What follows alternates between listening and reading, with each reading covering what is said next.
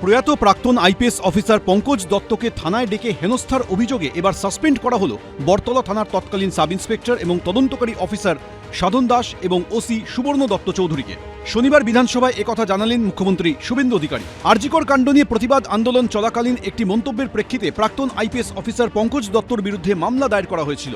2024 সালের 6 অক্টোবর তাকে ডেকে পাঠানো হয়েছিল বরতলা থানায়। অভিযোগ, সেদিন ঘণ্টার পর ঘণ্টা তাকে থানায় বসিয়ে রাখা হয়েছিল। থানার বাইরে তার বিরুদ্ধে বিক্ষোভও দেখানো হয়েছিল। অভিযোগ, সেই বিক্ষোভ ছিল পুরোটাই পরিকল্পিত।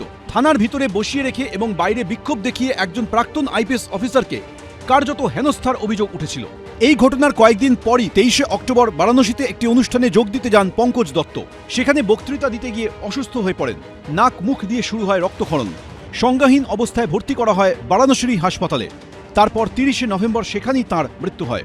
পঙ্কজ দত্তকে ডেকে হেনস্থার অভিযোগের জল গড়ায় রাজ্য মানবাধিকার কমিশন পর্যন্ত। এবার সেই ঘটনায় সাসপেন্ড করা হলো 2 পুলিশ আধিকারিককে। শ্রী পঙ্কজ দত্তকে সকাল 10টায় ডাকা হয়, রাত্রি 10টায় ছাড়া হয়। চা তো দূরের কথা, জল খেতে দেওয়া হয়নি। আমি তৎকালীন এমএলএদের নিয়ে থানার বাইরে বিক্ষোভ দেখিয়েছিলাম। এসআই সাধন দাস, আইও, তাকে সাসপেন্ড করলাম আমরা। ওই থানার যিনি আইসি ছিলেন সুবর্ণ দত্ত চৌধুরী, তিনি এখন কলকাতা পুলিশের এসবিতে আছেন, তাকেও সাসপেন্ড করলাম। মুখ্যমন্ত্রীর পদক্ষেপে খুশি প্রয়াত আইপিএস অফিসার পঙ্কজ দত্তর স্ত্রী। এই অ্যাকশনটা আমি অপেক্ষায় ছিলাম যখন থেকে জমানা বদল হয়েছে। উনি চলে যাওয়ার 1.5 বছর পর আমি তথ্যগুলো মেলাতে গিয়ে দেখলাম যে আমি যে মামলাটা করেছিলাম সেটার থেকেও ভয়ঙ্কর তথ্য আমার নিজের তদন্তে বেরিয়ে এসেছিল। আমার দাবি হচ্ছে যে সাইবার থানাকে এর সঙ্গে যুক্ত করা হোক, মানে সাইবারের এক্সপার্টকে, কারণ এটা সাধারণ ঘটনা ঘটেনি। কারণ আমি মনে করি আইপ্যাক, আমি মনে করি আইটি সেল তৃণমূলের সে এবং তারা মুখ্যমন্ত্রী সবাই জড়িত ছিল ওনার মুখটা বন্ধ করার জন্য। উনি বুঝতে পারেননি যে উনি মারা যাবেন হয়তো।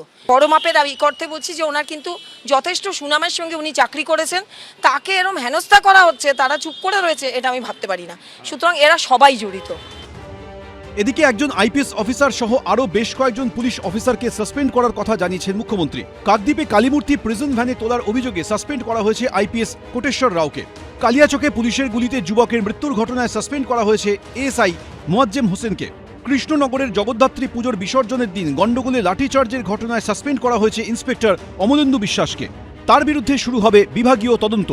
এদিনই সোশ্যাল মিডিয়ায় ফের একবার দুর্নীতির বিরুদ্ধে জিরো টলারেন্সের কথা বলেছেন মুখ্যমন্ত্রী। কৃষ্ণেন্দু অধিকারী, সুকান্ত মুখোপাধ্যায়, উজ্জ্বল মুখোপাধ্যায়, এবিপি আনন্দ।